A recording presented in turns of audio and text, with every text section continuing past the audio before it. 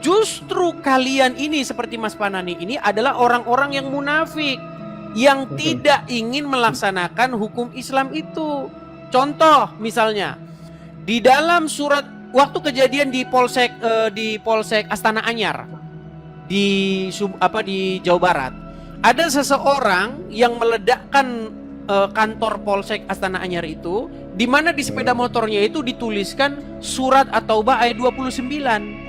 Perangilah orang-orang yang tidak beriman kepada Allah dan Rasulnya, yang tidak mengharamkan apa yang diharamkan Allah dan Rasulnya. Nah sementara di hukum negara kita ini, kepolisian adalah penegak hukum, di mana mereka menegakkan hukum yang berlaku di negara kita, bukan hukum Allah. Contoh misalnya, orang mencuri, apa yang dilakukan oleh penyidik terhadap seseorang yang mencuri? Ditahan badannya. Tapi menurut syariat Islam, orang yang mencuri itu dipotong tangannya, bukan ditahan badannya. Nah itulah yang sedang mereka perjuangkan. Makanya menurut mereka, penyidik itu adalah kaum togut.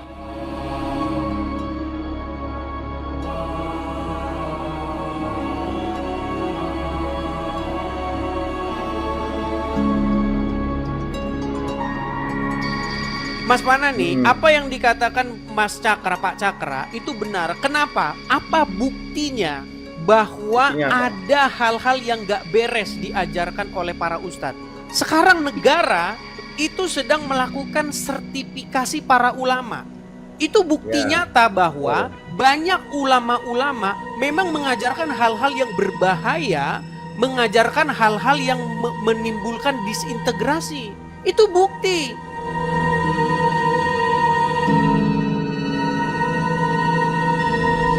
Halo Pak Cakra.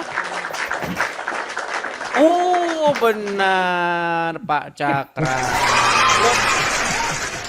Shalom Mas Ade, apa kabar? Shalom Pak Cakra, kabar baik. Gimana kabar Pak Cakra? Oh, alhamdulillah, syukur. Baik, terima kasih Pak. Apa kabar? Kabar baik. Pak Cakra, ya. Ini saya dengar-dengar nih Pak Cakra ini tadinya seorang Muslim.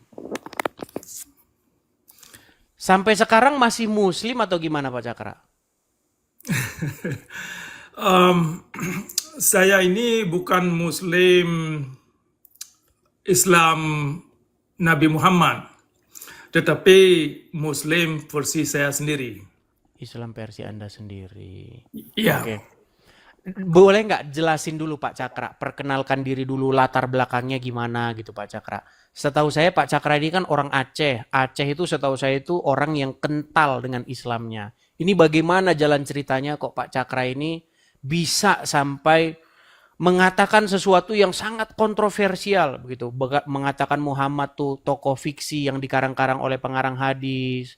Kemudian mengatakan Islam tuh pembawa kekacauan begitu. Gimana itu ceritanya Pak Cakra? Silakan. Ya baik, terima kasih atas kesempatan. Ya ceritanya panjang, tetapi bisa saya sebutkan beberapa dimensi. Bahwasanya di dalam Islam itu secara struktur ya, agama Islam itu bukan menuju kepada pencerahan, kepada perbaikan akhlak, bukan kepada enlightenment. Nah, kalau Islam bukan menuju kepada akhlak, tetapi diklaim sebagai akhlak, nah berarti ada kerancuan di dalam klaim yang dibuat. Betul. Nah, bagi saya itu sangat bermasalah. Karena kenapa? Dalam hidup ini kita lihat, walaupun kita punya sarjana, punya insinyur, tetapi akhlak itu sangat tidak bisa dipisahkan daripada perangai seseorang. Ya kan? Jadi kalau Islam tidak bisa mewujudkan dan mengaktualisasikan secara sistematis cara membentukkan aswatun hasanah yang diklaim janji datangnya Nabi Muhammad, berarti ada masalah dalam doktrin Islam itu yang sungguh bermasalah. Nah, itu Contoh-contohnya nih, contoh-contoh menurut Pak Cakra, hal-hal yang memang Islam itu merupakan ajaran yang destruktif atau merusak, itu apa contohnya misalnya? ya di banyak dimensi, tetapi di antaranya itu Islam adalah agama kebencian. Jadi benci itu kan sangat merusak, apalagi untuk anak-anak. Nah, kalau Tuhan membenci satu kaum, yaitu terutama kaum Yahudi, nah ini sangat bermasalah. Kemudian kalau Islam mengajarkan orang Islam membenci orang Kristen, orang Hindu, agama-agama lain, nah berarti umat Islam itu dibina dengan teori-teori yang demikian, sehingga mereka ketika mereka dewasa tidak bisa mengasimilasi diri mereka atau berkawan dengan orang lain, bekerja sama dalam satu usaha yang bisa menciptakan satu hasil yang baik bagi mereka sendiri dan bagi masyarakat untuk bisa kontribusi kepada negara dan seterusnya dan kepada dunia. Nah, karena kebencian ini adalah bagian daripada iman, nah ini bermasalah bagi saya. Nah, berarti ada hal yang memang sangat miring dan sehingga Islam ini susah sekali mewujudkan konsep rahmatan lil alamin. Contoh konkretnya Pak Cakra, ayat-ayat yang menurut Anda itu sangat-sangat memiliki muatan yang Anda utarakan gitu, menjadi malapetaka bagi umat manusia, itu ayat apa misalnya? Misalnya ya ayat 29 dan ayat 123 dari surah At-Taubah. Taubah ya. Ya, dan ayat-ayat yang lain yang serupa dengan itu. Jadi Pak Cakra begini, apakah Anda setuju bahwa orang-orang yang melakukan teror begitu ya, seperti kasus bom Bali, kasus bom-bom lainnya yang terus-menerus kita lihat di Indonesia nggak kunjung usai. BNPT sampai mencari daya upaya segala upaya, tetap saja kejadian itu terus berulang. Dari zaman bom Borobudur sampai bom yang kemarin yang terbaru ya, bom yang terbaru kemarin yang gereja Katolik, itu menurut Anda itu memang mereka lakukan atas perintah Al-Quran itu atau bagaimana menurut Anda ini Pak Cakra? Itu saya kira sangat mendasar kepada doktrin. Jadi perang memerangi agama lain itu memang bagian daripada tuntutan syariat. Nah, kan ada di ayat ayat 123 itu dan ayat-ayat yang lain di dalam Al-Quran itu yang menyatakan memerangi umat lain, ya bentuknya macam-macam. Salah satu di antaranya ya pakai teror-teror yang demikian, bakar-bakar gereja, bakar-bakar, pokoknya bikin-bikin kerusuhan. Nah, itu bagian daripada dakwah.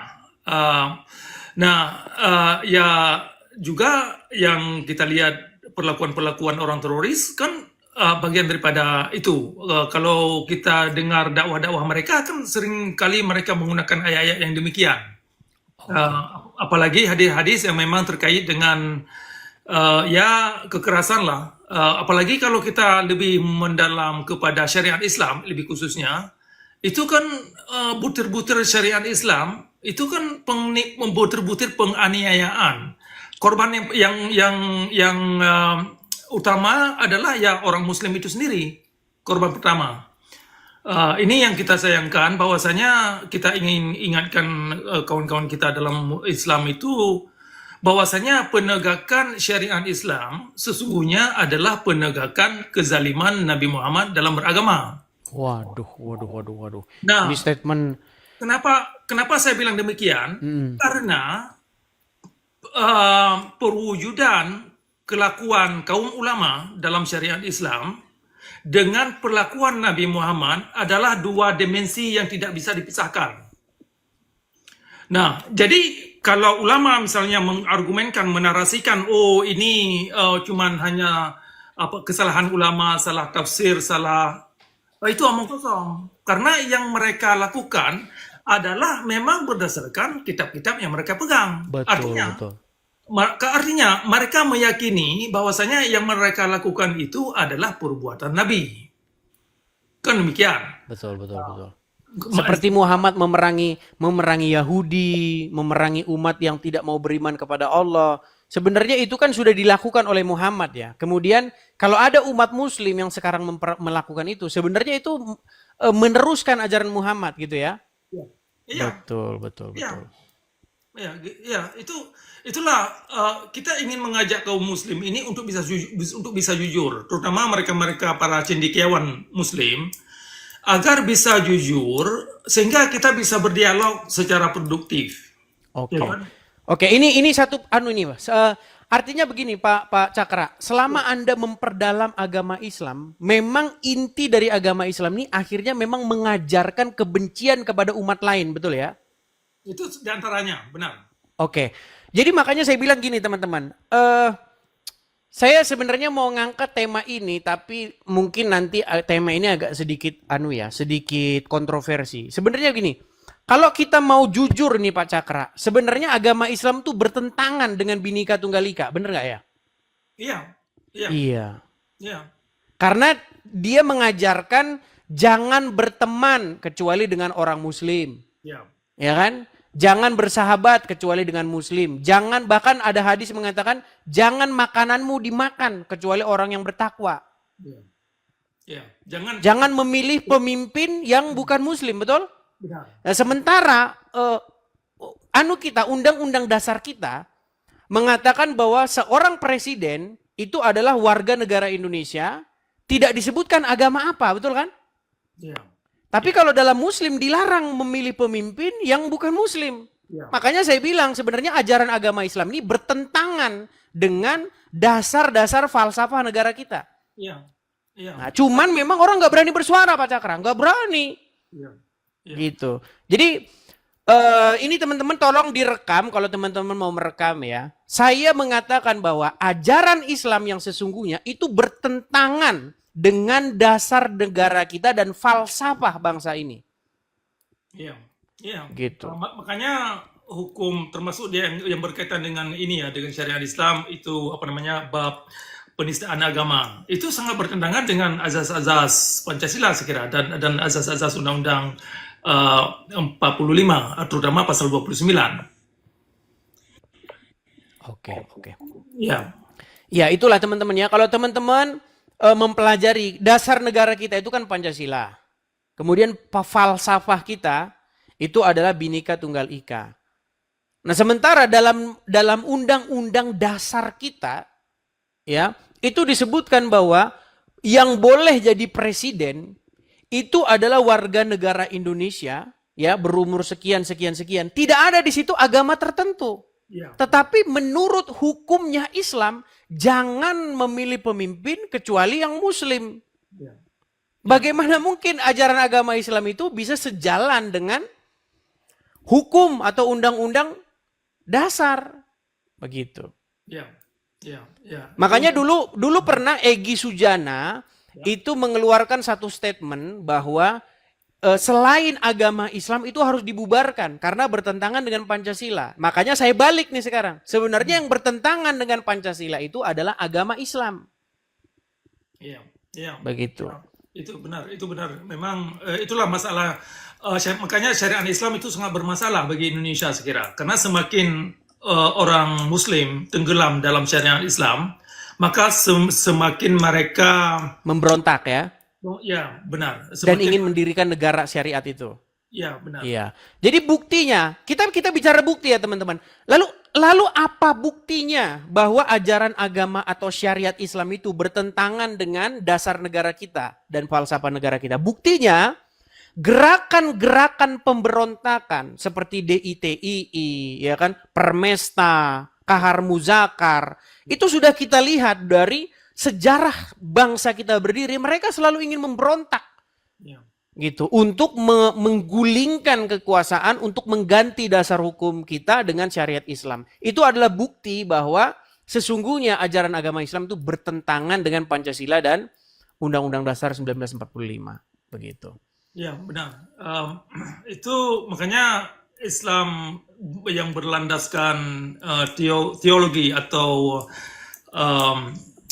ideologi itu sangat bertentangan dengan azas-azas kemanusiaan, sangat bertentangan dengan azas-azas universal, sangat bertentangan dengan prinsip-prinsip alam.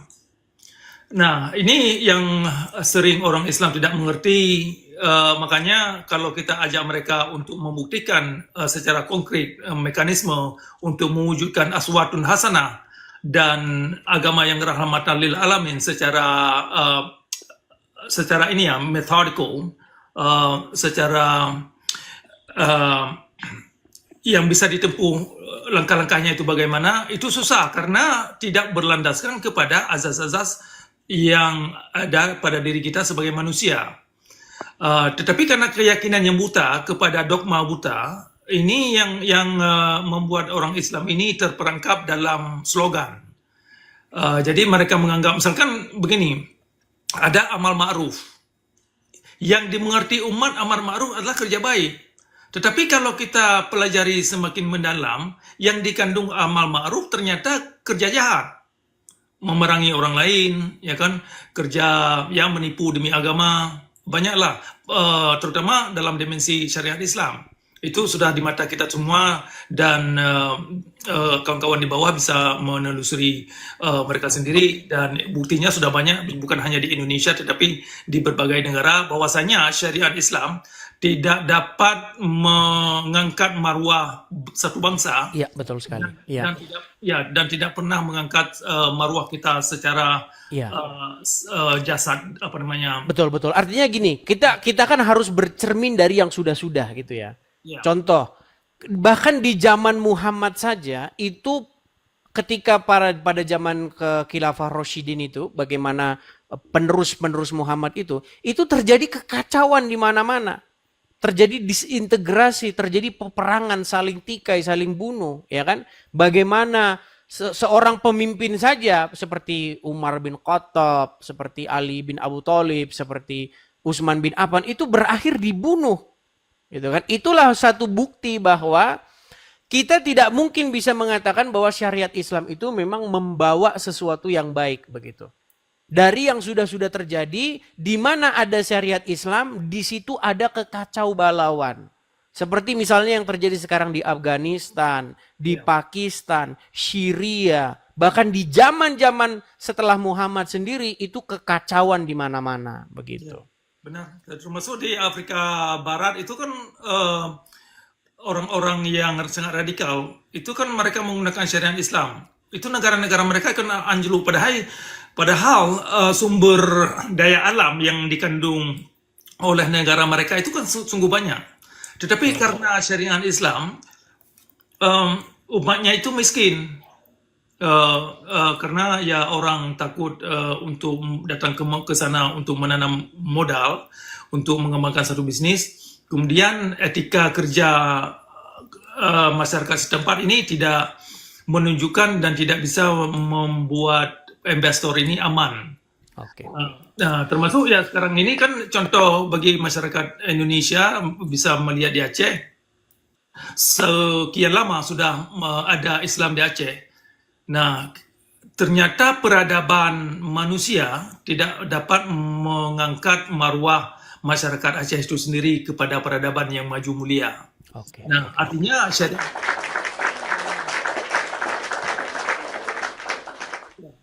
syariat Islam memang bukan kepada kebenaran, bukan kepada nilai-nilai kemanusiaan, bukan untuk mengangkat marwah dan daya nalar kita ini agar kita ini menjadi kreatif, produktif dalam hidup, bisa bermanfaat untuk diri kita ini dan untuk masyarakat dan kepada dunia. Dan syariat Islam bukan untuk mengangkat marwah kaum wanita.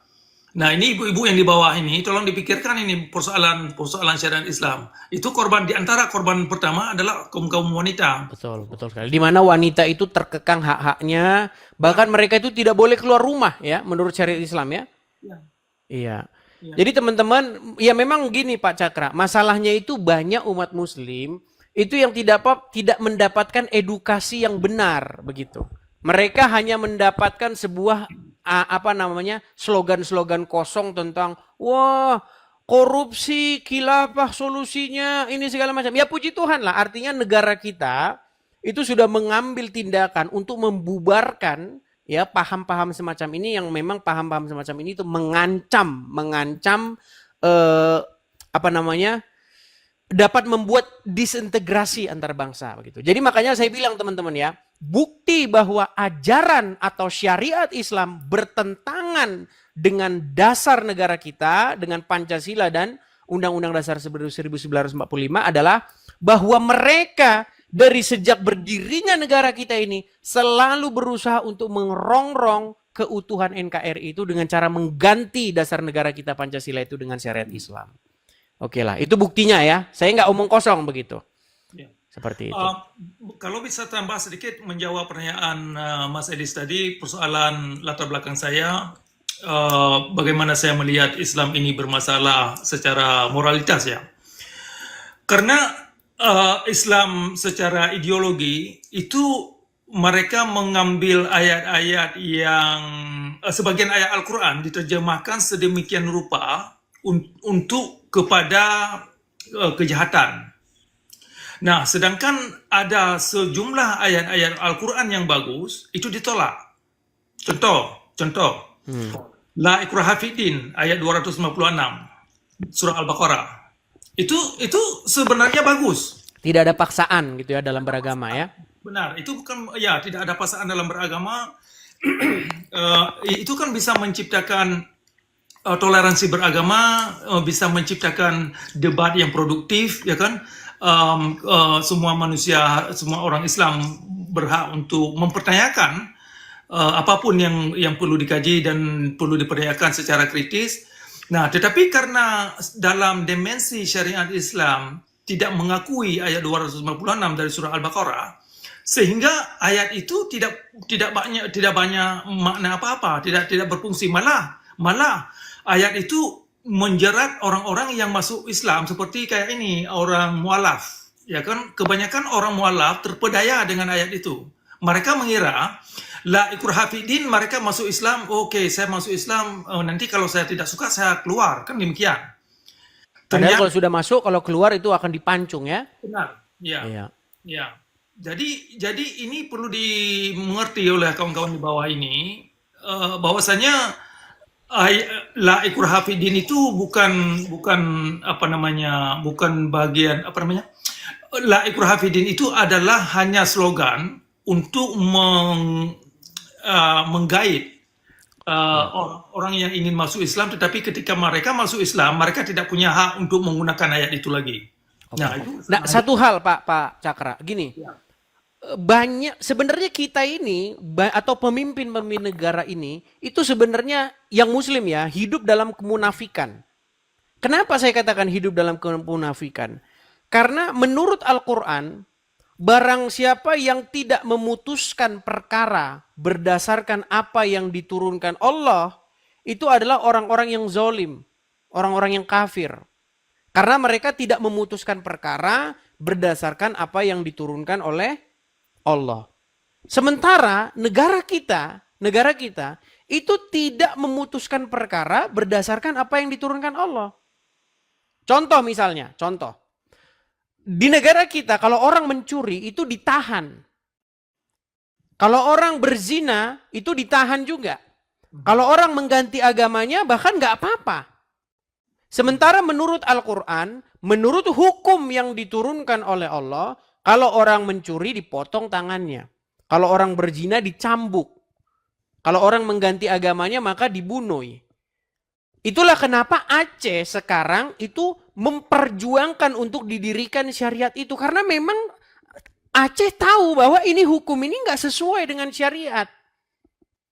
Nah makanya saya bilang teman-teman, kenapa ajaran agama Islam itu tidak sesuai dengan hukum yang ada di negara kita? Karena memang ya apa yang diungkapkan, hukum yang dinyatakan oleh Allah tidak bersesuaian dengan hukum yang kita anut sekarang. Itulah kenapa mereka berusaha untuk menggulingkan pemerintahan untuk mengganti dasar negara kita.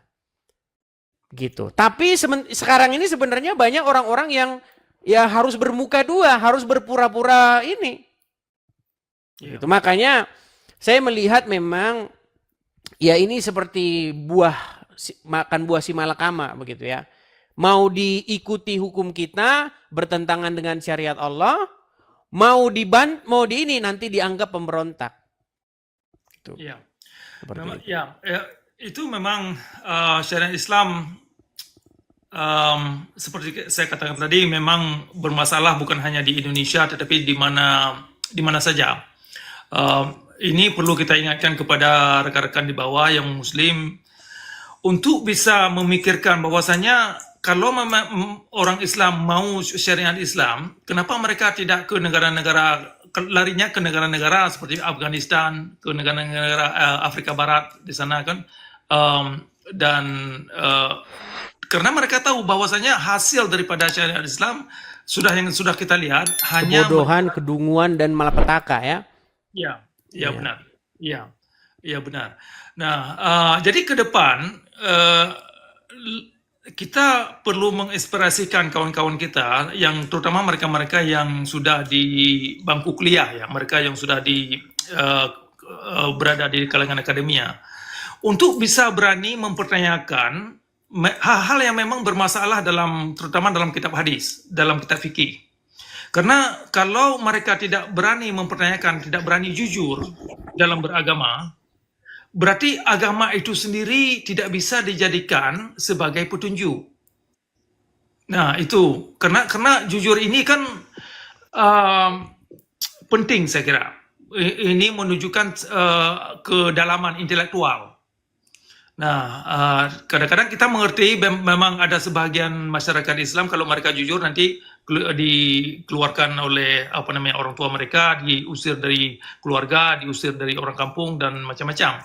Oke. Nah, memang itu resikonya. Tetapi kalau kalangan akademia tidak berani jujur dalam menuangkan narasi mereka, apa yang mereka tahu dan apa yang mereka tidak tahu, berarti kualitas pendidikan yang mereka dapat di universitas itu kan perlu sangat-sangat dipertanyakan kualitasnya, dan tidak mengacu manusia kepada peradaban yang terang benerang seperti yang dimaksud. Oke. Pak Cakra, gimana Pak Cakra? Ini banyak yang protes juga. Ini seolah-olah kita ngomong di belakang ini. Gimana kalau kita naikkan satu muslim ini supaya dia bisa membantah argumen? Gimana? Boleh? Boleh, boleh ya. Kita naikkan satu muslim. Ya. Kita naikkan satu muslim ya. Coba kita naik Mr. Syair Bali ya. Syair Bali. Kita naikkan kakak Syair Bali. Ya, Syair Bali muslim, Bang. Saya Hindu, saudara. Oke, Hindu. Oke, Hindu ya. Kita naikkan satu muslim ya. Kita naikkan satu muslim. Kita diskusi yang akademis ya. Boleh. Saya naikkan satu muslim, Mas Fanani. Oke. Jadi udah ada perwakilannya. Ini Pak Cakra muslim, tapi muslim yang berbeda dengan Muslim kebanyakan. Kemudian Syair Bali ini Hindu. Fanani muslim ya Bang ya? Muslim, Ya. Bang Edi. Oke. Tadi bagaimana nih tanggapan dari Mas Fanani tentang apa yang sudah kita bahas tadi nih? Kalau untuk menanggapi lebih jauh, saya kurang kompeten ya. Saya soalnya tidak tahu agama yang lebih mendalam ya. Cuman secara global ya, kita sebenarnya yang dikatakan Pak Cakra itu ya ada benarnya, ada salahnya. Karena yang dimaksud beliau itu kan menganggap bahwa Islam itu eksklusif ya, intinya hanya untuk kalangan sendiri. Itu saya rasa nggak benar. Itu banyak dasar-dasarnya atau hadis-hadisnya yang dalil-dalilnya yang mengatakan bahwa Islam itu adalah rahmatan lil alamin. Jadi tidak benar itu kalau secara keseluruhannya seperti itu, tidak benar. Mungkin dari perspektif Pak Cakra mungkin seperti itu ya. Cuman kalau untuk secara umum tidak seperti itu saya rasa. Oke. Tapi begini Mas Fanani. Apakah Anda setuju bahwa ajaran agama Islam itu bertentangan dengan Bhinneka Tunggal Ika dan Pancasila? Kalau untuk dasar negara kita sendiri seperti Pancasila jelas tidak bertentangan. Oke, begini Mas Fanani sedikit. Kita kan berkaca dari sejarah nih. Bagaimana gerakan Kahar Muzakkar, ya kan? Bagaimana gerakan DITII, ya kan? PRRI Permesta. Bagaimana gerakan-gerakan Islam yang pada zaman dahulu sampai detik ini. Bahkan yang terbaru itu adalah kelompok HTI, ya Hizbut Tahrir. Bagaimana mereka ingin menggulingkan pemerintahan dan mendirikan syariat Islam. Bagaimana kita sekarang menjadi munafik bahwa memang sebenarnya dasar negara kita ini bertentangan dengan ajaran Islam. Kalau tidak bertentangan, kenapa ada kelompok-kelompok Islam yang ingin menggulingkan pemerintahan, menggulingkan dasar Jadi- negara kita, mengganti dasar negara kita? Ya, betul. Jadi perlu digarisbawahi ya bahwa aliran di agama Islam itu banyak. Jadi ada yang garis keras, yang mereka fanatik buta dengan apa yang mereka yakini, ideologi Islam yang sepenuhnya mereka yakini itu sepenuhnya apa istilahnya diimplementasikan di dalam kelompoknya. Dan ada juga yang Islam moderat, ada juga yang Islam netral. Maksudnya netral itu dalam artian ya Islam yang asal Islam aja. Dan negara kita itu kan memang bukan berdasarkan dengan apa istilahnya hukum Islam. Jadi kita harus menyesuaikan juga di mana kita tinggal dan di mana kita harus menerapkan hukum itu. Jadi nggak bisa kita memaksakan hukum Indonesia itu harus Islam, nggak bisa karena masyarakat Islam itu bukan semuanya Islam dan pendiri bangsa negara kita itu juga bukan semuanya Islam. Itu harus dimaklumi kita sebagai orang Islam di Indonesia ya harus bersifat moderat lah. Ya, makanya kesimpulannya ya Pak Kan Cakra, kita- tadi sudah saya katakan bahwa katakan memang tidak- seorang muslim harus tidak menjadi ada muslim yang ya. munafik. Benar, itu bukan munafik ya. Istilahnya asal jangan menabrak aturan syariat yang telah ditetapkan Allah dan Rasulnya secara Oke, saya kasih frontal. contoh spesifik yang nyata nih Mas Panani. Ya. Menurut hukum Allah, menurut hukum yang ada di dalam Al-Quran, kalau Ya. seseorang mengganti agamanya, maka harus diapakan? Itu ada hukum semacam hukum di apa istilahnya di pancung ya atau di Oke. apa namanya. Sementara sekarang, apakah itu diberlakukan? Ya untuk Islam yang fanatik mungkin memperlakukan ya seperti halnya di negara-negara yang Bukan, di negara kita kan bahas negara kita. Orang Kalau di yang negara kita keluar dari nggak agama bisa, Islam. karena bertentangan dengan hukum negara kita. Nah, Nggak bisa. makanya saya bilang tadi, Mas Panani, bahwa sesungguhnya kalau kita mau jujur, hukum Islam itu bertentangan dengan hukum kita. Dan itu kita harus Ya, akui. memang. Kenapa kita harus bermunafik? Ya, bukan masalah munafik ya. Kita itu harus moderat ya. Intinya kita harus juga jangan terlalu kolot. Jangan terlalu apa namanya? Ya terlalu kolot itu. Kita harus Padahal kalau kita merujuk menyesuaikan kepada dengan situasi Al-Quran, dan barang kondisinya. siapa yang tidak memutuskan perkara berdasarkan yang diputuskan Allah, itu adalah orang-orang zolim. Begitu. Oke, coba kita minta tanggapannya dari yang lain. Mungkin Pak Syair Bali atau Pak Cakra mau nanggapi, silakan. Oke, Pak Cakra atau saya dulu, monggo. Terserah. Silakan Pak dulu ya. Ya. Terima kasih. Terima kasih Edis, Adinda, sudah menaikkan saya. Jadi begini, hukum agama di Indonesia dengan ada 5 agama itu kalah dengan hukum Indonesia. Tidak ada kompromi. Betul. Ya, tidak usah dipertentangkan bahwa hukum agama di Indonesia itu sudah kalah dengan hukum positif yang berlaku di Indonesia. Itu menandakan bahwa hukum Tuhan di Indonesia itu kalah dengan hukum manusia. Itu yang pertama.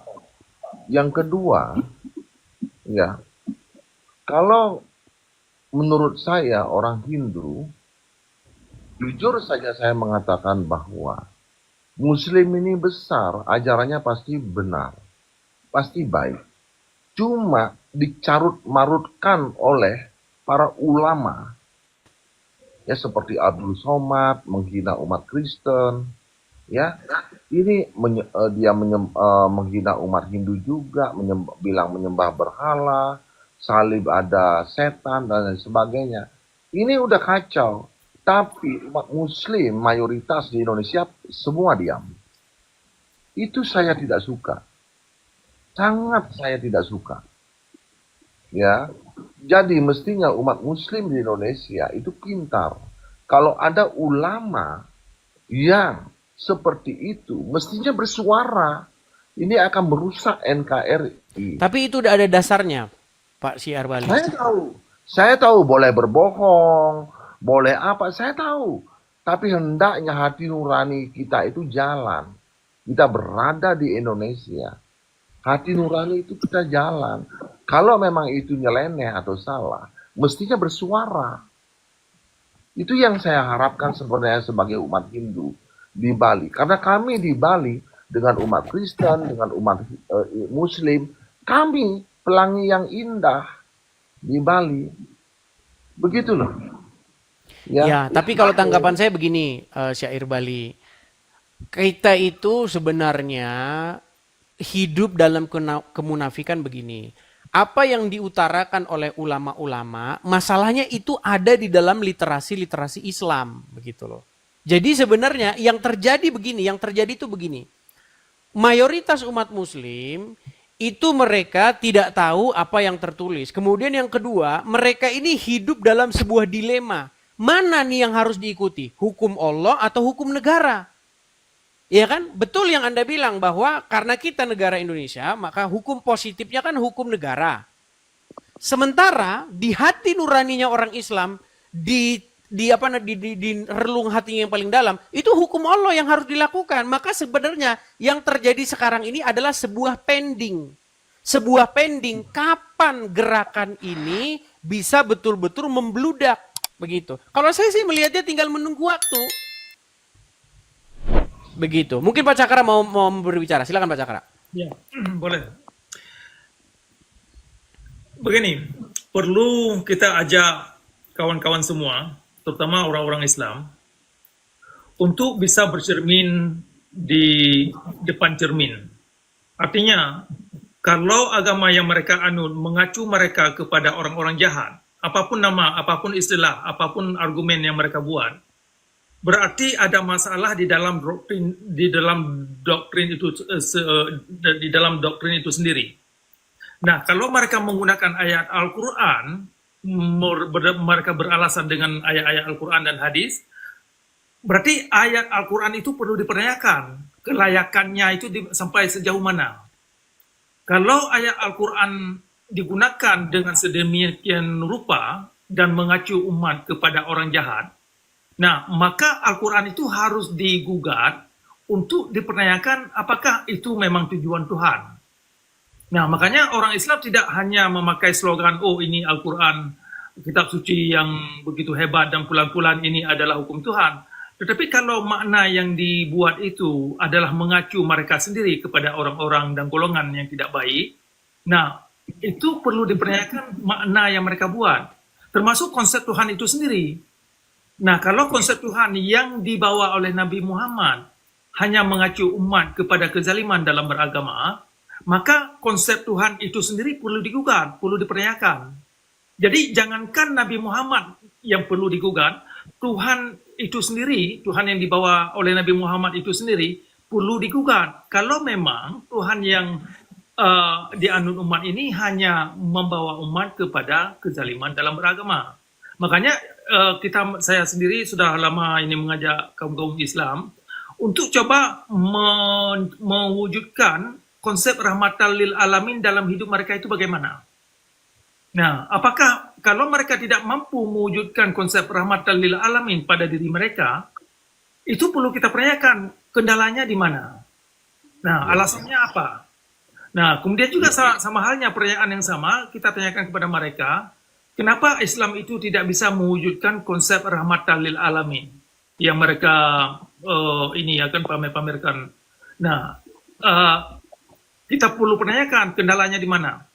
Nah, kalau ada kandungan dari ajaran dalam agama Islam yang terbukti ada kaitannya dengan perbuatan kaum ulama, perbuatan umat yang mengacu umat kepada golongan tidak baik, golongan yang bikin kerusuhan, berarti ajaran itu sendiri perlu digugat, perlu dipertanyakan keabsahannya dan kelayakannya sebagai petunjuk. Nah, makanya tidak ada hal bagi saya sendiri ya ini tidak ada hal yang tidak bisa kita pertanyakan. Harus kita berani mempertanyakan apapun yang perlu kita ingin tahu kalau memang kita ini ingin mencari kebenaran.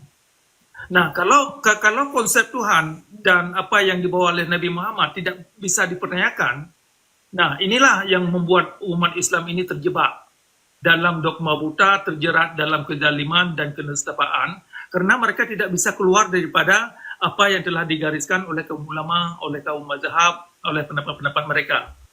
Nah, makanya ini kan peran cendekiawan Muslim kan sebenarnya harus ikut ambil andil dalam persoalan ini.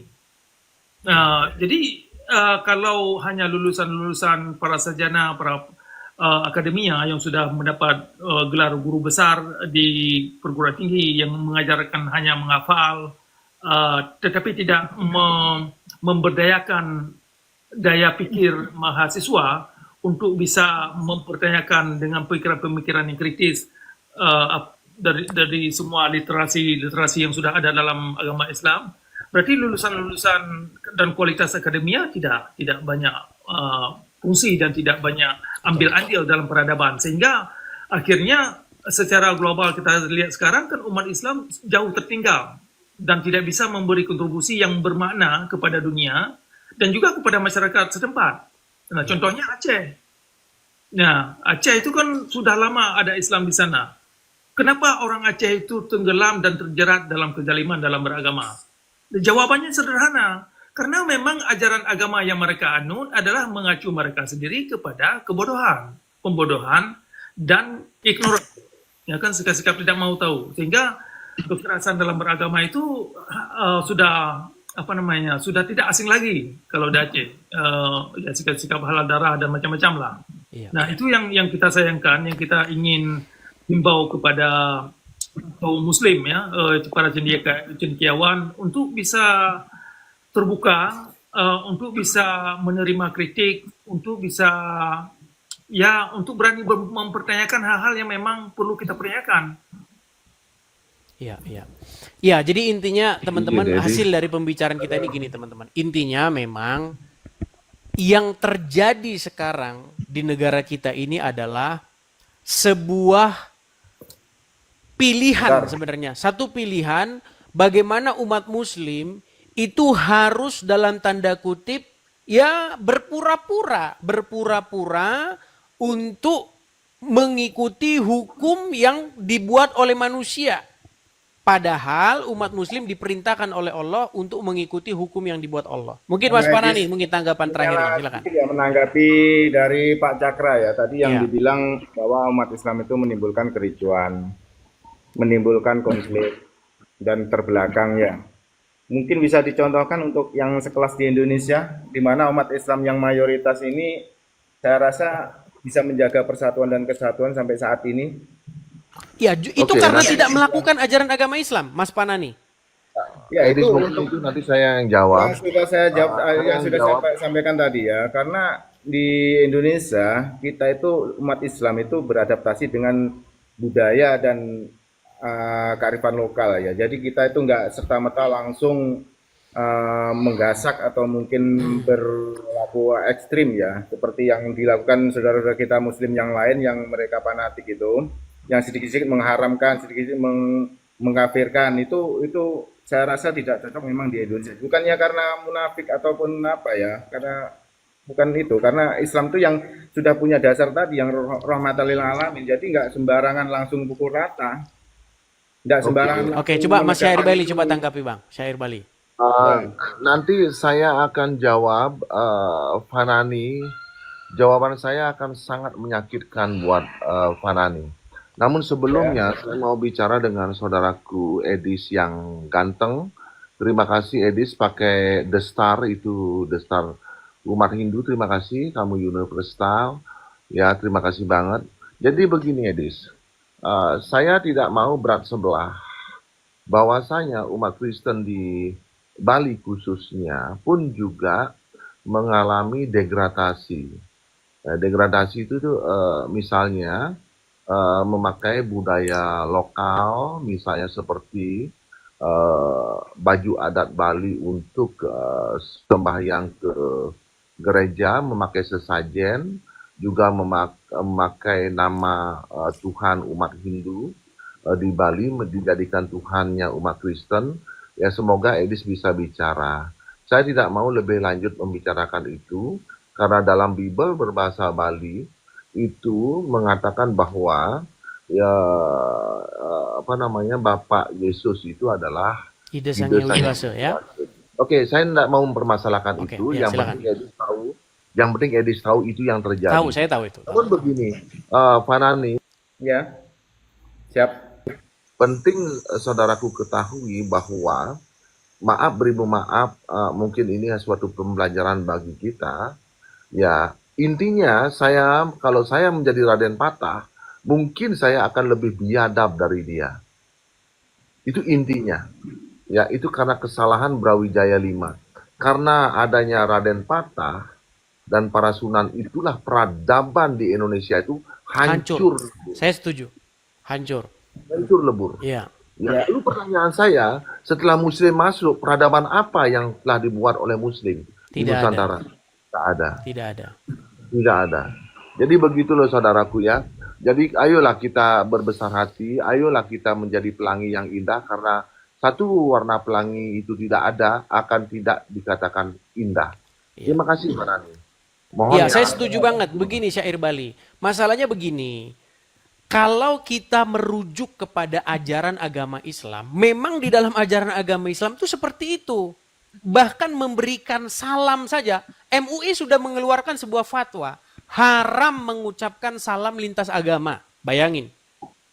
Jadi kita ini munafik sebenarnya. Bukan saya yang munafik ya. Orang-orang Islam ini sekarang hidup dalam kemunafikan. Karena apa? Karena di satu sisi harus menuruti hukum yang dibuat di Indonesia. Di satu sisi di masjid hukum Allah yang harus ditegakkan. Bukan di masjid Bang Edi ya, di komunitas kita ya Bang Edi ya. Iya, bukankah Muslim terus menerus? Bukan. Sekarang begini, Mas Panani, benar nggak Muslim ini sangat rindu supaya didirikan syariat Islam? Betulkah Ya. umat Muslim ini sekarang teriak-teriak dirikan syariat Islam, khilafah solusinya? Kan itu sekarang yang diseru-serukan orang umat Muslim. Tapi Enggak memang semua. terbendung sekarang. Enggak semua ya. Apa istilahnya saya bantah itu enggak semua seperti itu. Karena kita tahu kita sendiri kan ya orang asli orang Indonesia. Jadi kita berbudaya Indonesia. Cuman diwarnai aja budaya kita itu dengan budaya Islam. Jadi nggak sepenuhnya kita itu berubah total semuanya ala Islam, harus pakai budaya Arab dan lain sebagainya. Dan perlu dicatat ya, Arab sendiri itu nggak semuanya Islam. Tapi begini Mas Panani, salah satu contoh ya Mas Panani, kita bicara masalah kebaya dan nama orang. Ini fakta yang sudah. Ini pelan-pelan loh. Ya. Kalau kita memperhatikan ya, kita begini, taruhlah tahun 90 ke bawah. Begitu banyaknya orang-orang Islam, orang-orang Indonesia yang pakai nama asli Indonesia. Ya kan? Ini dari nama dulu. Nama misalnya Ya. Joko Susilo, ya kan? Handoyo, siapa? Itu nama-nama orang Indonesia. Sekarang sangat sulit menemukan nama-nama itu. Sekarang nama-namanya siapa coba? Coba nama-namanya. Nama-namanya Arab semua. Itu Enggak baru juga. nama. Kemudian Enggak, pakaian. ya. Sekarang namanya justru seperti nama saya ini ya. Ini nggak terlalu berbau Arab ini. Iya, sekarang coba ya, lihat anak-anak yang lahir tahun 2000-an ke atas. Bagaimana Malah nama justru mereka itu sekarang udah ala-ala nama-nama ini, Arab. anak-anak Islam sekarang tuh namanya berbau-bau ala artis ya. Yang namanya cenderung berakhiran huruf A dan lain sebagainya. Nggak ada bau ininya, nggak berbau muslimnya, kecuali ada orang-orang tertentu yang mungkin dari keluarga fanatik muslim ya. Dan perlu diketahui ya, di Indonesia ini Islam memang besar, tapi itu yang mungkin bisa dikatakan bahwa banyak yang ini ya, Islam KTP. Ya, saya setuju dengan itu. Itulah kenapa gerakan Islam itu sekarang mandek. Karena memang orang Islam itu memang tidak melek dengan agama Islam. Ada dua kemungkinan memang. Ya, Satu, saya kalau umat setuju. Muslim melek dengan agamanya, ya ingin memperjuangkan agamanya, kemungkinan pertama negara kita bubar karena ingin didirikan syariat Islam. Yang kedua, itu akan terjadi gelombang murtad besar-besaran. Hanya ada dua kemungkinan itu. Ya, Kalau itu, gue murtad ya enggak ya. iya, ini di Aceh itu kan agamanya sangat kental umumnya. Saya sangat tidak terkejut, tetapi angka ini sangat menarik untuk diperhatikan. Itu semakin banyak orang Aceh yang keluar dari Islam.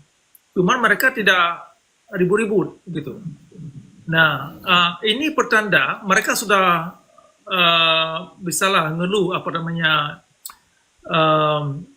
sudah melihat agama Islam ini tidak lagi memberi satu rahmat bagi mereka, dan melihat agama Islam ini tidak lagi relevan bagi mereka, sehingga mereka meninggalkan agama, walaupun secara pribadi mereka tidak memberitahukan keluarga mereka atau orang kampung.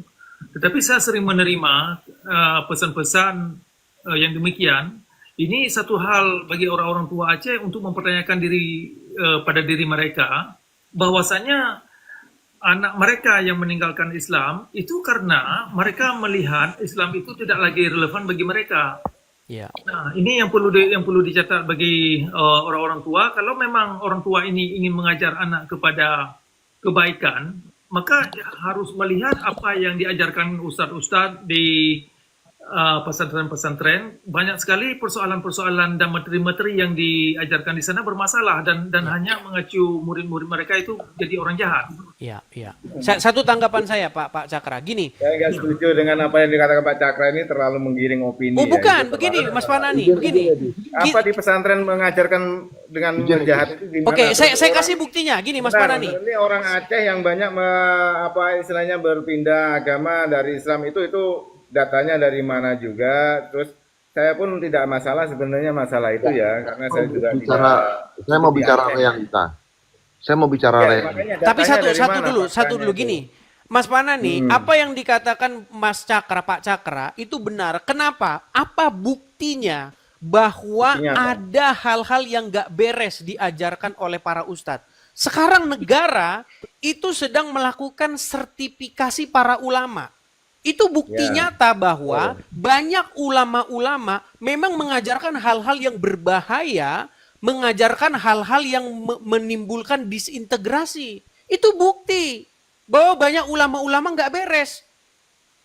Gitu Betul, loh. betul. Itu memang ada oknum ya, bukan banyak ulama oknum yang tidak Ya beres kalau ya. nggak Terus banyak nggak mungkin ada masalah- sertifikasi para ulama. masalah itu tadi ya, masalah ajaran yang itu sebenarnya ajaran yang utama itu sebenarnya semuanya itu mengajarkan kebaikan. Cuman tafsirannya orang itu yang berbeda-beda. Jadi Ya, itulah itu makanya makanya. ada aliran-aliran yang bermacam-macam itulah dari Nani, saya mau bicara sedikit. Ya, silakan. Tatkala umat Kristen itu berpindah agama menjadi Islam, tatkala orang Hindu itu berpindah agama menjadi Islam, ya, lalu mereka berkhotbah menjelekkan umat Kristen, menjelekkan umat Hindu. Apa tanggapan, apa reaksi dari umat Muslim? Pada diam semua. Ya, pada diam semua. Kalian mayoritas loh di Indonesia, tapi kalian diam. Kalian menyaksikan itu seolah-olah bangga. Bagi saya umat Hindu mengajak umat lain masuk Hindu itu neraka jahanam. Tapi bagi kalian umat Muslim mengajak orang lain masuk Muslim, bagi kalian mungkin surga kalian dapatkan. Ya, kemana kalian? Orang Hindu yang minoritas, kalian mestinya bela, kalian mestinya lindungi, tapi kalian biarkan dicerca sedemikian rupa oleh Gusti siapa yang namanya itu, yang perempuan itu. Kalian diam. Kemana kalian? Ya, karena baik. begini, Pak Siar Bali, karena begini ya, justru di dalam ajaran agama Islam itu memang begitu. Itu masalahnya. Masalahnya kenapa umat muslim pada diam? Karena memang di dalam ajaran agama Islam itu diajarkan yang sedemikian itu. Jangan, bahkan untuk mencintai orang kafir itu nggak boleh. Memberi salam saja nggak boleh gitu loh. Jangan salah, boleh. Di Islam sendiri malah justru ada ya orang istilahnya orang laki-laki hendak mengawini mereka perempuan Nasrani maupun Yahudi itu bisa. Iya, kalau mengawini itu pun berarti kan hanya laki-laki ya, mencintai itu, laki-laki karena mengawini juga ahli kitab tidak itu membenci boleh. ya, Tapi tidak- begini Mas tidak Panani, membenci ya. begini Mas Panani, pernah dengar nggak MUI mengeluarkan fatwa haram salam lintas agama?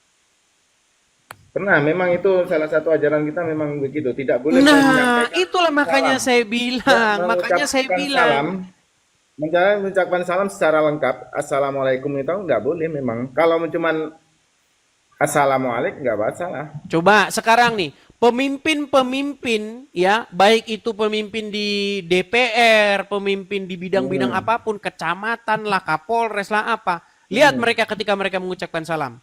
Pertama, assalamualaikum, shalom, salam sejahtera, om swastiastu. Coba itu dikatakan haram oleh MUI.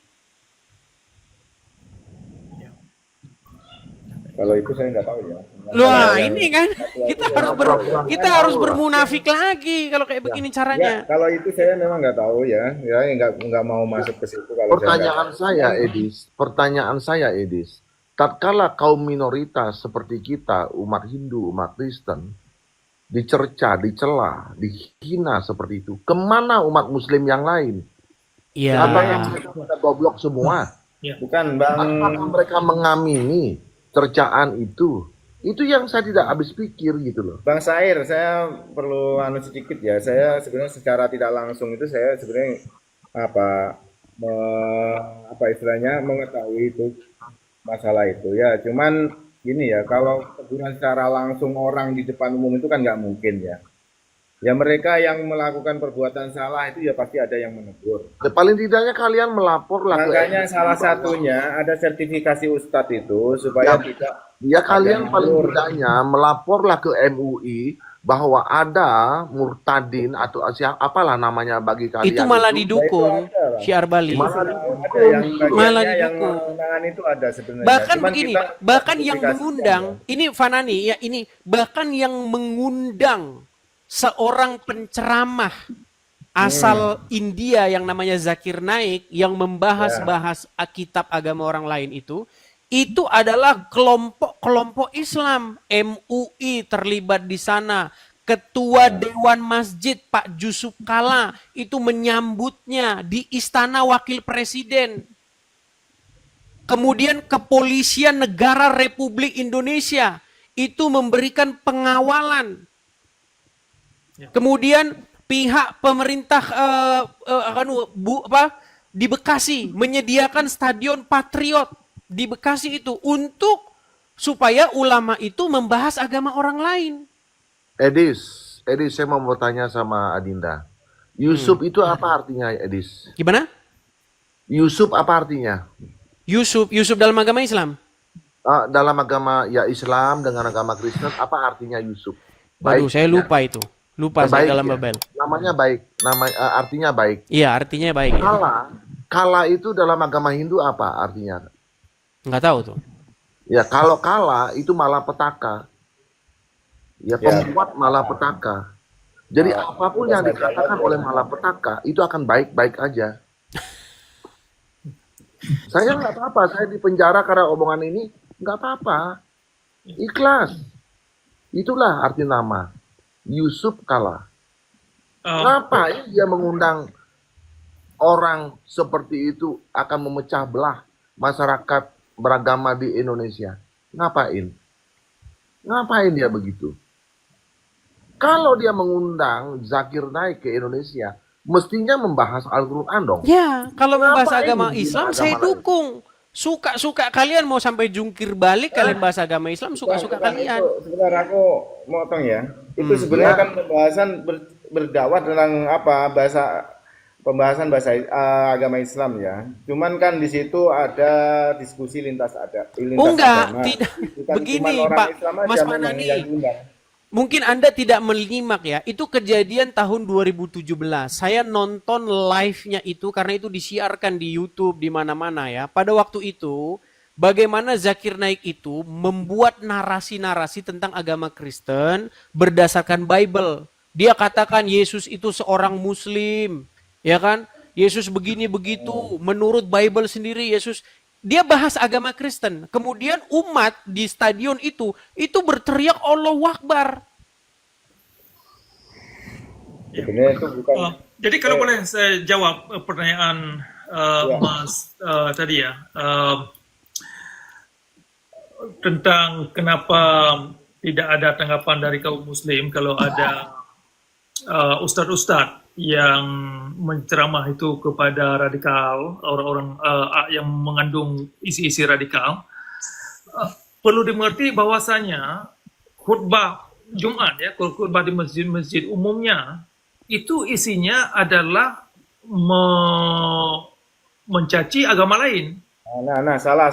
Sudah itu sudah nggak jelas nih Pak Cakra ini. Sebentar dulu. Dan sepakat saya tidak sepakat ini Pak Cakra ini, saya curiga ini. Sebentar dulu, ini saya terangkan. Tidak ada, itu jelas tidak ada. Di mana saya berulang kali itu tidak ada. Mencaci maki itu tidak ada. Intinya di masjid itu khutbah itu adalah mengajak kebaikan. Oke, coba saya utarakan saja ayat Qur'annya gimana Mas Panani. Jadi Apanya? mungkin Mas Panani ini ada anak kecil nggak boleh di layar. Iya. Gini Mas Panani. Jadi Makanya, Pak, di dalam bikin background Al-Qur'an, tadi kan supaya nggak nampak ya. oke baik, di dalam Al-Qur'an ada satu ayat yang menyatakan bahwa seburuk-buruknya makhluk itu adalah orang-orang kafir, orang-orang non-muslim. Itu bukan hanya khotbah Jumat kata Pak Cakra, itu Al-Qur'an yang menyatakannya. Bisa disebutkan mungkin suratnya ayat berapa? Baik. Panani yang baik, Ya. ya, jangan lupa, budayakan menolak lupa. Kalian umat muslim, terutama para ulama, menyinggung perasaan umat Hindu itu banyak sekali. Menyembah berhala lah, ya, musyrik, dan lain sebagainya. Tapi kami tak bergeming, karena kalian tidak tahu esensi dari itu. Gitu loh. Oke, saya balikkan ya. Coba saya balikkan di kamera saya nih ya. Saya bisa Pak. tanggapi Pak Sair sebentar. Pak Sair, mungkin kalau di komunitas muslim menyampaikan seperti itu argumennya atau menyampaikan seperti itu narasinya, itu bagi kami itu bukan suatu penghinaan ya. Istilahnya menyebut bahwa menyembah patung, menyembah apa istilahnya yang berbentuk seperti halnya barang, itu istilahnya di Islam itu memang disebutnya adalah berhala. Itu memang versi kami memang seperti itu. Baik, saya tanggapi nih ya. Saya tanggapi nih Mas Panani. Ini surat Al-Anfal ayat 55. Nih, Anfal, sesungguhnya binatang. Ini dikatakan binatang loh. Ya. ya. Al-Anfal ayat 55. Nih, sesungguhnya binatang yang paling buruk di sisi Allah adalah orang-orang kafir. Jadi jangan, aduh, ini Pak Mas Panani ini munafik lagi gitu loh. Nah, jadi memang ada ayatnya yang mengatakan demikian. Jadi jangan dibilang kebencian, memang itu ajaran agamanya langsung gitu loh. Dibacakan mungkin ayat sebelumnya supaya penjelasannya. Baik, saya bacakan ayat sebelumnya ya. Al-Anfal misalnya ayat 54, saya bacakan. Keadaan mereka serupa dengan keadaan Firaun dan pengikut-pengikutnya serta orang-orang yang sebelumnya. Mereka mendustakan ayat-ayat Tuhannya, maka kami membinasakan mereka disebabkan dosa-dosanya dan kami tenggelamkan Firaun dan pengikutnya dan kesemuanya adalah orang-orang yang zalim. Nah, ini ayat ini sekarang ayat 55. Sesungguhnya, ini bahkan nggak ada kaitannya dengan ayat sebelumnya. Sesungguhnya binatang yang paling buruk di sisi Allah adalah orang-orang kafir karena mereka itu tidak beriman. Bahkan Muhammad diutus untuk memerangi manusia. Bahkan kata Muhammad, jikalau mereka tidak mengucapkan syahadat, maka harta dan darah mereka itu tidak akan terpelihara. Ya. Jadi sampai kapan kita ini hidup di dalam kemunafikan begitu? Bahwa memang ajaran ini memang ajaran yang Itu siapa sih yang membuat ayat itu sedang makan narkoba mungkin ya? Bukan masalah itu ya Pak, itu mungkin, ya bukan mungkin ya, itu perlu dilihat tafsirnya dulu ya. Soalnya asbabun nuzulnya ayat itu udah dari apa gitu kita harus lihat dulu ya. Karena sebenarnya di Islam itu sejarahnya nggak pernah memerangi orang kafir kecuali mereka awalnya diperangi atau dimusuhi dulu. Begini kalau boleh saya tanggapi Pak Fanani persoalannya. Antara pemikiran yang idealis dengan yang kita lihat di lapangan itu adalah dua dimensi yang tidak nyambung. Artinya bahwasanya memang kita semua menginginkan Islam itu rahmatan lil alamin. Permasalahannya sekarang di lapangan dan di dalam praktek yang ada dan juga yang terkait dengan ajaran-ajaran dalam koridor syariat Islam bukan demikian. Nah, kalau Bapak pernah tinggal dalam komunitas orang yang ortodok, orang Islam yang ortodok, khutbah-khutbah yang mengandung kebencian itu hampir tiap khutbah, bukan hal yang aneh sekali. Jadi ayat yang misalkan ayat 55 dari surah Al-Anfal itu memang sudah bagian daripada bagian khutbah.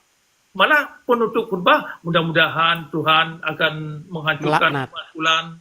Nah, ini yang jadi masalah yang didengar oleh masyarakat, sehingga masyarakat Islam yang tenggelam dalam syariat Islam, dalam ajaran Islam yang ortodok, mereka tidak bisa keluar daripada dogma-dogma yang demikian. Kalaupun ada di antara mereka yang bisa keluar, itu hanya sedikit sekali. Itu pun Fanani, kalaupun misalnya ada ayat begitu, mestinya kalian pelihara kami dong, orang-orang Hindu, supaya kami tetap ada bagi kalian adalah orang-orang kafir. Kalau kami tidak ada, lalu kalian siapa yang kalian kafirkan? Tapi gini, Pak Cakra dan Syekh Erbali, gini, sedikit Mas Panani, sedikit. Bentar, kita sebentar satu saja. Masalah yang dipelihara itu tadi, kita kan memelihara kerukunan gitu. Itu apakah bukan termasuk dari bagian memelihara kerukunan itu? Kalau yang kita jadi mayoritas tidak semena-mena. Sekarang saya kasih contoh nih. Sedikit saya kasih contoh teman-teman. Gini, saya kasih contoh. Sama di daerah lain yang mayoritas non-Muslim, apa yang terjadi? Seperti di Ambon, seperti di mana? Di Sulawesi, itu apa yang terjadi coba? Nah, ini makanya ini yang Mas Panani ini belum tahu. Gini ya, Mas Panani ya. Selama kita bernegara ini, coba ketika ada hari raya peribadatan Natal misalnya atau tahun baru. Kalau yang Hindu Nyepi saya belum pernah dengar ada peristiwa anu. Tapi kalau Natal dan tahun baru, Brimob, Gegana, Densus 88 itu banyak di situ. Kenapa? Kenapa itu terjadi?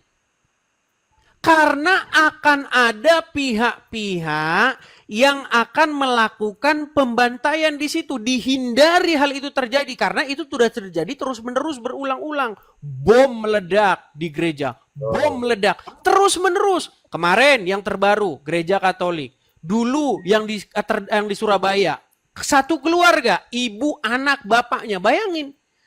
Apa mau kita biarin yang kayak begini terus? Masalahnya, ini Mas Panani, saya kasih contoh. Tadi Anda minta ayatnya kan? Nih, ini adalah ajaran agama Islam itu sendiri. Nah, makanya saya sudah pernah bilang, hadis-hadis yang berbahaya begini, hendaknya dihapuskan dari negara kita. Karena ini akan terus-menerus memakan korban. Perhatikan nih, ini hadisnya.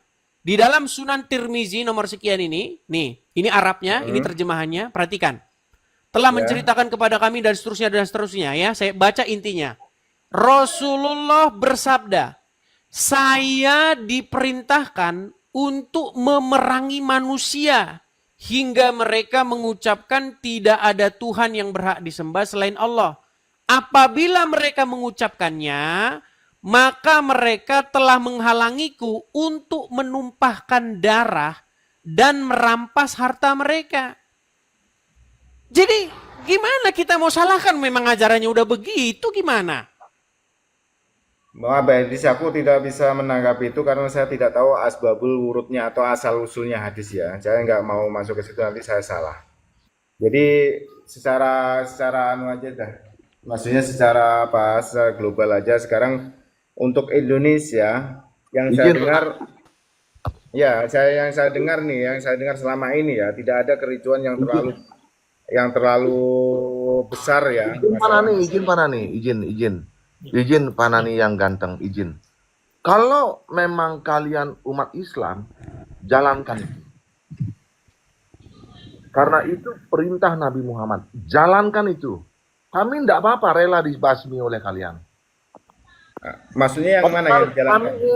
Kami ingin melihat kalian itu tersenyum dengan ikhlas nggak? Yang di mana Pak yang dijalankan? Ayat itu Tadi.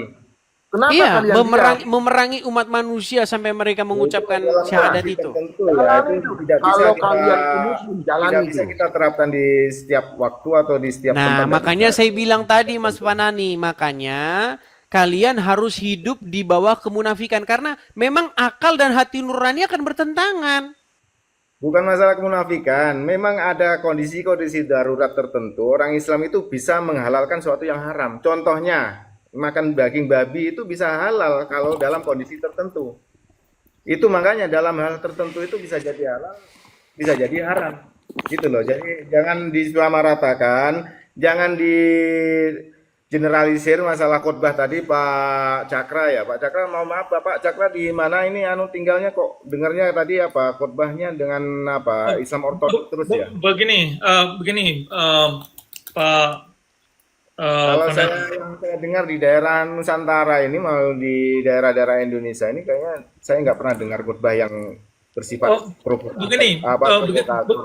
Begini, Pak Fanani, kalau boleh saya kasih saran. Datang ke Aceh, coba tinggal di sana barang 5 tahun, 7 tahun. Oh iya, saya memang belum pernah ke Aceh, Pak. Ya, Oke, kalau Anda tidak pernah mengalami kondisi di lapangan dan tidak pernah mungkin mengkaji seperti hadis yang telah barusan dibaca oleh Mas Edis, dan itu bukan satu hadis, itu ada juga suara yang sama, itu terjemahan Al-Quran ada beberapa sejumlah ayat yang berbunyi demikian. Nah, jadi belakangan barusan itu kan saya terangkan bahwasanya ada sejumlah ayat Al-Quran memang sangat bermasalah, apalagi kalau kita lihat dari bunyi-bunyi hadis termasuk Sahih Bukhari, Sahih Muslim. Nah, ini yang mengacu umat Islam kepada kekerasan dalam beragama, kepada tindakan-tindakan yang tidak manusiawi. Saya pribadi menginginkan orang Islam itu bisa mewujudkan rahmatan lil alamin seperti yang Mas kepingin. Tetapi kenyataannya persoalannya sekarang, ajaran yang ada di dalam agama Islam itu sendiri bukan demikian, malah mengacu umat kepada kezaliman, kepada pembodohan dan yang demikian itu.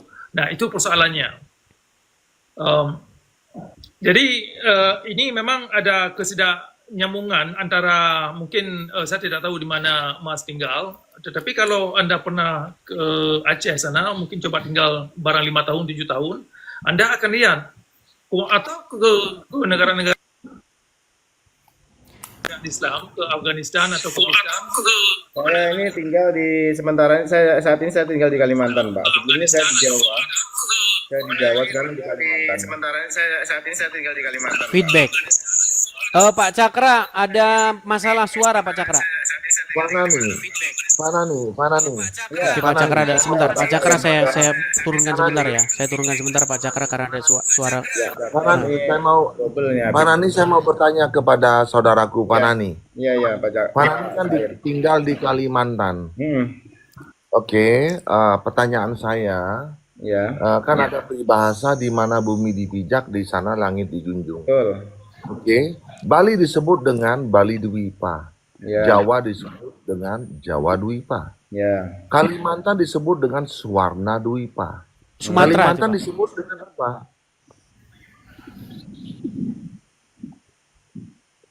Ya, lanjut Pak.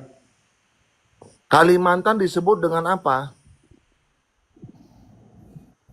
Kalau untuk peribahasanya saya nggak tahu ya di Kalimantan ini. Kalimantan disebut dengan apa? Nggak tahu ya. Kalau yang sama sebutnya Swarna Dwipa itu saya nggak tahu. Sumatera, Swarna Dwipa itu Sumatera. Itulah keburukan kalian. Nggak tahu. Kalian makan tidur di Kalimantan, tapi kalian tidak tahu sejarah Kalimantan. Kalimantan itu disebut dengan Barhina Dwipa oleh Resi Agastya. Ya itu kan dari versi sampean Pak ya. Belum Jangan saya belum lahir pada saat itu kan bahasa Sanskerta yang saya sampaikan itu. Makanya kalian di mana bumi dipijak, di sana langit dijunjung. kamu tinggal di Kalimantan, sejarah Kalimantan itu, Fanani itu harus tahu. Itulah sejarah Kalimantan seperti itu. Pelajari itu, jangan nyeleneh-nyeleneh. Tapi begini Mas Panani, kalau Mas Panani Saya meragukan, mau tanya Pak ya, saya mau tanya, Edis ini sekarang tinggal di Amerika ya. Apakah Edis tahu sejarah Amerika secara utuh? oh tahu dong, Coba tahu bisa dong. apa Bagaimana Amerika disebut sebagai apa sekarang ini coba? Paman Sam, Uncle Sam. Itu bukan Loh, ya sebutan. memang iya bagaimana? Bukan. Itu julukan, Mas. Iya, Jadi negara slogannya ini Amerika disebut apa negara itu? Uncle Sam, Paman itu Sam. bukan sebutan, Mas. Nah, oke, jadi gini, saya menanggapi apa yang Anda akan utarakan tadi bahwa Islam itu tidak identik dengan kekerasan. Karena begini ya, ini pernyataan Ustadz sendiri. Kita nggak boleh nggak boleh menafikan. Coba dengarkan ya. Kalau orang Muslim yang awam memang akan bermunafik ria. Coba kalau Ustadz yang ngomong nih, coba ya dengerin ya, nih. Bertanya pada saya di Kalibata City waktu saya ngisi taklim di sana, Ustadz, bagaimana pendapat Ustadz bila ada orang-orang Nasrani yang mengatakan Islam itu diekspansi dengan pertumpahan darah, dengan jihad? Dan bagaimana pendapat Ustadz juga dengan masalah poligami? Mereka menghardik masalah poligami. Itu subhanallah, saya bicara hampir 45 menit mungkin hanya menjawab pertanyaan ini. Waktu itu saya bilang, kalau seandainya ada orang Nasrani, Yahudi, semua orang kafir yang mengatakan kepada Anda, Islam dikembangkan, diekspansi dengan perubahan darah, katakan iya. Memang iya. Karena banyak orang Islam, subhanallah, kayak orang yang ketakutan kalau dikatakan Islam itu disebarkan dengan pedang. Saya katakan ikhwas sekalian, memang Islam dikembangkan dengan pedang. Nah, gimana? Ada lanjutannya itu panjang masih ceritanya itu kalau Itu nggak sudah salah, jelas pesannya Islam itu- dikembangkan dengan pedang. Kita kasih Bahasa contoh lama nih, kalau mungkin nggak salah syair ini Bali, Bang Syair Bali.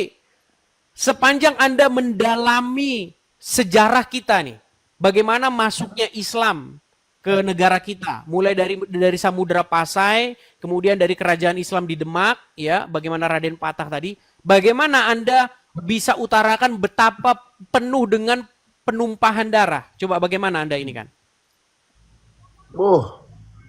Kalau saya itu pelajari itu dari peristiwa Raden Patah, Kian Santang, Raja Tingkir. Mengerikan. Di Sidoarjo 5.000 umat Hindu dibantai di sana. Pada saat ekspansi mau ke Bali, dibantai habis di sana. Berlumpuran darah di Sidoarjo. Ya, coba lihat di Google bagaimana itu. Ya, Para Sunan menjadi satu kesatuan untuk memporak-porandakan budaya Nusantara. ya. Udahlah, nggak usah. Dan Sekarang ayo benahi, mumpung kalian menjadi mayoritas, benahi. Ya. Jangan mencela, mendiskreditkan umat-umat minoritas. Kalian itu hidup di sini. Tadi Fanani bilang dari Kalimantan. Setelah saya tanya Kalimantan sejarahnya bagaimana, bilang di Amerika plin-plan. Bukan Plin-plan. Bukan Nggak begitu, suka saya. Pak. Pak Sair, dengerin dulu kalau saya ngomong. Saya ini tinggal di Kalimantan. Saya nanya sama Mas Edis. Mas Edis yang tinggal di Amerika. Belum tentu saya tinggal di Kalimantan harus tahu nama Kalimantan itu sebutan menurut Sanskerta apa. Belum tentu tahu saya. Cuman yang saya tahu Kalimantan adalah masyarakat yang agamis. Jadi gitu. Oh iya, makanya pelajari sejarah Terus masalah sejarah itu Kalimantan. bisa di Betul. enggak itu sejarah masuknya Islam di Indonesia itu yang Ya, pertama makanya Panani itu pelajari dulu bumi dipijak di mana. Pelajari itu sebelum mempelajari yang lain. Ya, banyak hal yang Mas Panani itu tidak tahu Cuman begini. masalah itu penyebaran Islam di Pulau Jawa yang katanya menimbulkan tragedi itu bukannya sampean itu tidak tidak mengesampingkan bahwa penjajahan di Indonesia itu lebih berbahaya daripada Oh, itu Islam lain di lagi, Indonesia. bro. Gini, Lain Mas lagi, Panani. lain lagi. Nah, Begini iya. ya, Mas Panani ya. Itu korbannya lebih banyak penjajahan daripada Islam masuk Indonesia. Dan Islam masuk di Indonesia itu masuknya secara halus dan secara lembut. Makanya budaya Sudah. Jawa itu masih dipakai di Dirimu dalam tidak orang-orang hidup. Islam Jawa. Dirimu Panani di saat itu dirimu tidak hidup di Indonesia pada saat itu, tapi sejarah mencatat bahwa pembantaian umat Hindu di Sidoarjo lebih daripada 5.000 umat Hindu itu. Kalian pelajari deh, gimana? Ya, saya Mengapa Raden Patah seperti itu? ya, Pelajari. ya. Mengapa Kian Santang, Joko Tingkir seperti itu? Pelajari semuanya itu, saudara. Ya, Tapi jadi jangan gini. dikaitkan dengan politik, Pak. Ini Ya. saya Nanti kasih masalahnya satu orang bukti dulu aja, kerajaan Mas itu kan Panani. berperang itu Oke, Mas mempertahankan Panani, politik, saya bukan masalah saya agama. kasih satu bukti saja bahwa agama Islam itu mencatatkan di dalam buku sejarah bangsa kita itu membuat hal-hal yang merusak. Salah satu contoh adalah bagaimana Borobudur, tahu Borobudur ya? Nggak ada orang Ya. Indonesia yang nggak tahu Borobudur. Ya, Bagaimana dulu Borobudur pernah dibom, ya, dibom oleh orang-orang Islam. betul. Nah, itu menjadi bukti nyata bagaimana umat Islam mengukirkan sejarah atas peradaban bangsa ini. Gimana Anda ini, aduh. Tadi kan saya sudah sebutkan, tadi sudah saya sebutkan bahwa aliran Islam itu bermacam-macam. Ada yang ekstrim, ada yang moderat, Tapi ada yang bukankah netral. Muhammad Jadi sendiri? jangankan Borobudur, gereja pun pernah dibom. Jangankan Nah, gereja. sekarang yang menjadi Kantor pertanyaannya polisi. sekarang begini, Mas Panani. Apakah Iya, mereka melakukan Kantor itu polisi juga karena pernah dibom. begini? Coba, apa salahnya kantor polisi dengan Islam? Kepolisinya juga banyak yang Islam. Nah, masalahnya Nah, makanya bukan mereka masalah sedang Islamnya, ingin itu melaksanakan. Adalah pemahaman oknum yang garis keras tadi ya. Oke, Saya kalau garis Anda keras. katakan oknum, saya justru mengatakan yang sebaliknya. Mereka itu adalah orang-orang yang ingin supaya hukum Allah itu ditegakkan. Justru kalian ini seperti Mas Panani ini adalah orang-orang yang munafik. Yang tidak ingin melaksanakan hukum Islam itu.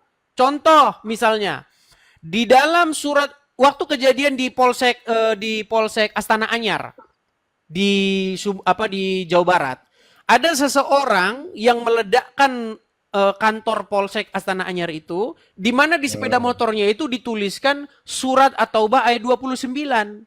Perangilah orang-orang yang tidak beriman kepada Allah dan Rasulnya, yang tidak mengharamkan apa yang diharamkan Allah dan Rasulnya. Nah, sementara di hukum negara kita ini, kepolisian adalah penegak hukum, di mana mereka menegakkan hukum yang berlaku di negara kita, bukan hukum Allah. Contoh misalnya, orang mencuri, apa yang dilakukan oleh penyidik terhadap seseorang yang mencuri? Ditahan badannya.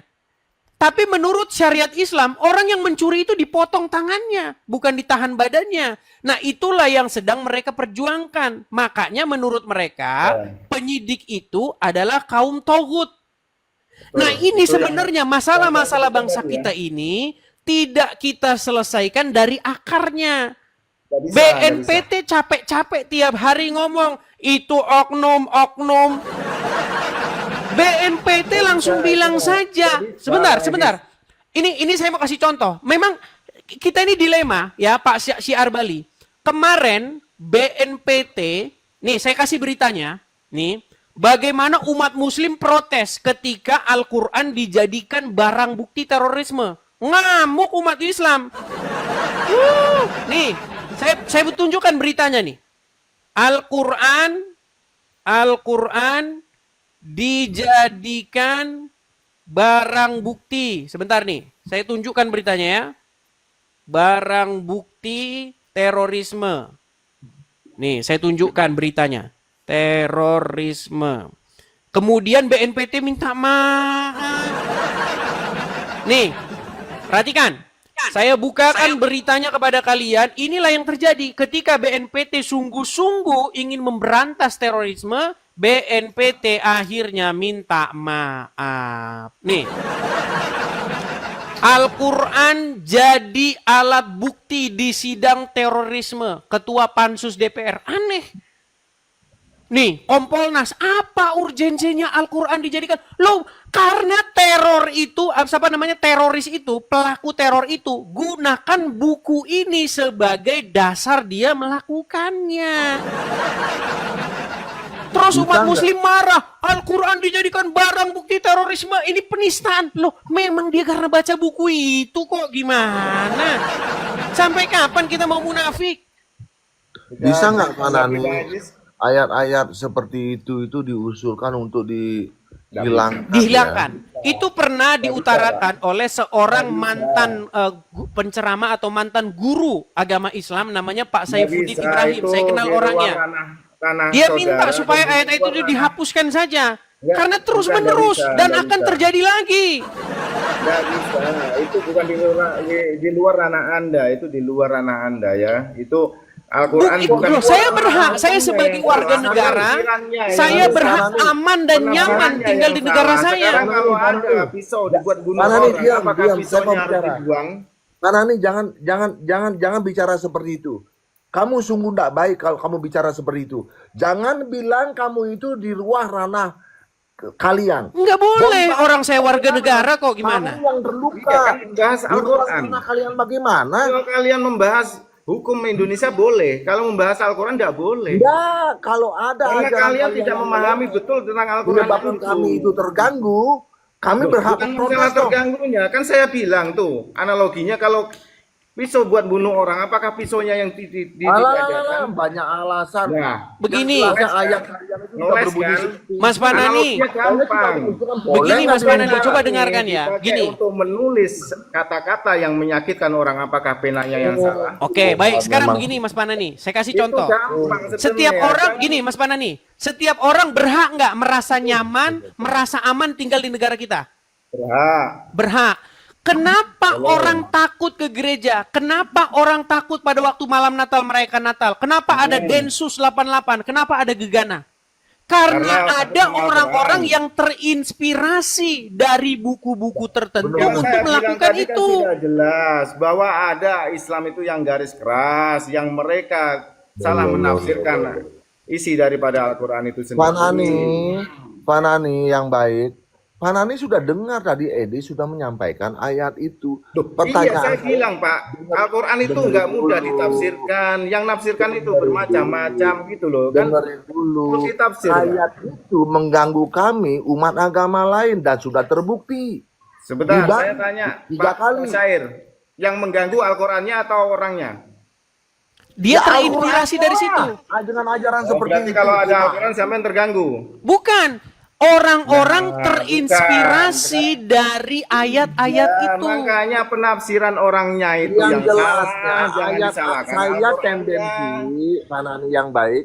Saya tendensi bahwa ayat Al-Quran yang berbunyi seperti itu dijalankan oleh umatnya menyebabkan kami tidak Ya. tenang. Ya, itu tadi makanya orangnya disalahkan, jangan Al-Qurannya. Orangnya sih kalau tidak ada ayatnya nggak ada orang yang menjalankan gimana itu sih? dia. Koplak nih Pak Nani ini. Loh, Saman jangan begitu Pak. Saman itu Mungkin coba bahasanya agak tunjukkan diperlembut. tadi dan tidak, analogi. jangan Kalau menggunakan nggak bahasa-bahasa ada seperti itu, Pak. ayatnya, Pak apakah Syair ada Bali. orang menjalankan Komunikasinya itu? yang bagus. Syair bagus, Bali, Pak. Komunikasi jangan yang menggunakan bagus, bahasa-bahasa ya. seperti itu.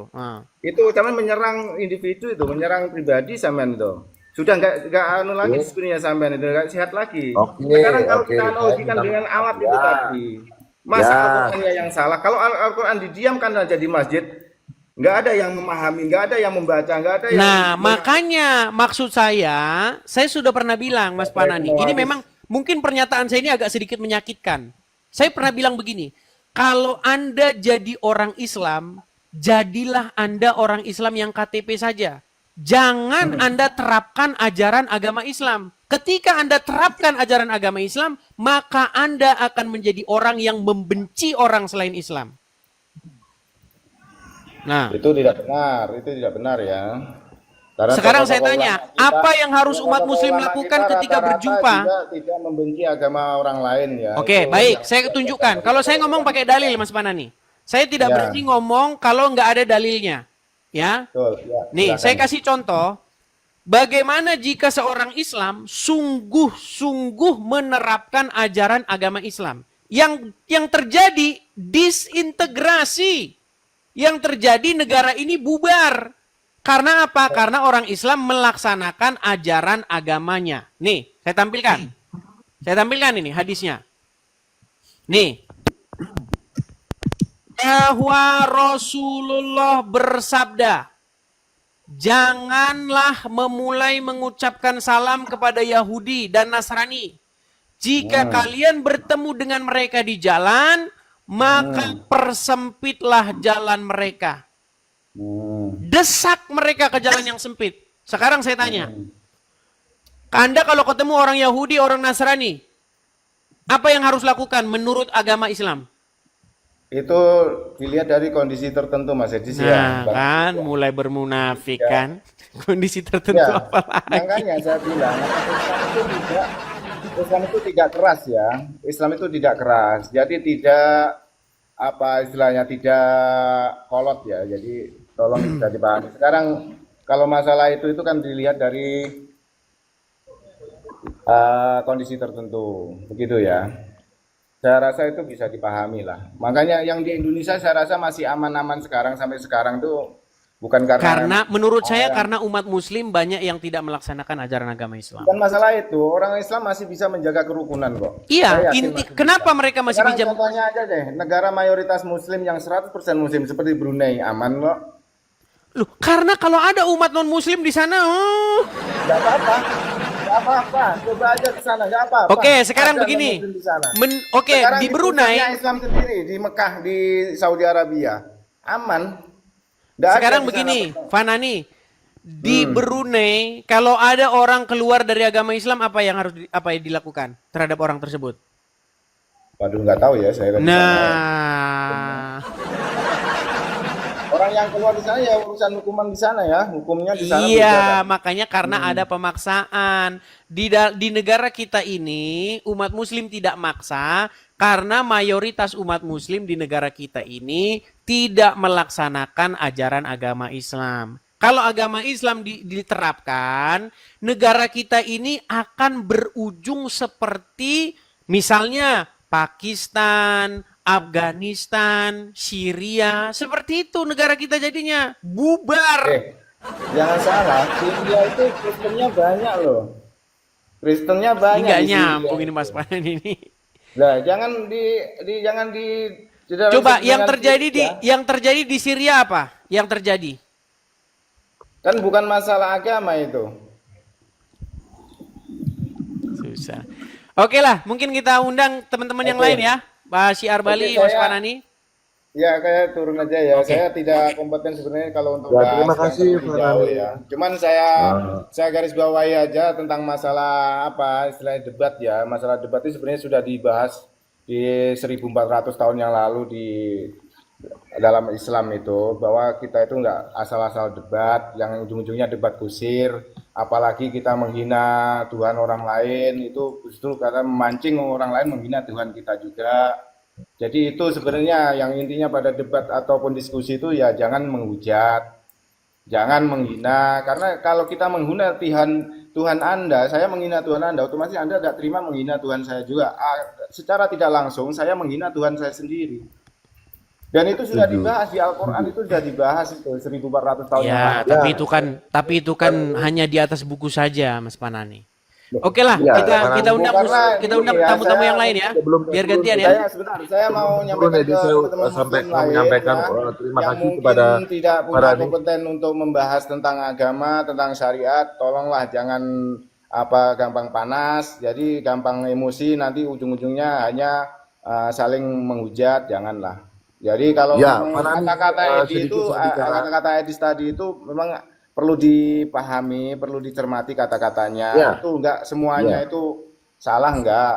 Ya, Ya. cuman kadang itu Ya, Pak Rani. ada menggiring opini, kadang memframing itu ya. Cuman ya enggak semuanya salah kata-katanya itu. Bagi Ya, teman-teman ya, muslim Pak yang di Rani. bawah ya mungkin yang tidak punya ilmu pembahasan itu menyerah aja lah kalau diajak membahas sesuatu. Menyerah saja.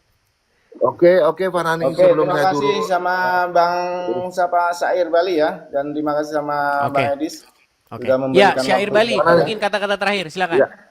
Oke, kata-kata yang terakhir Farhani, saya minta maaf bila ada Ya, sama-sama. kata-kata yang mungkin menyinggung perasaan umat muslim, saya minta maaf.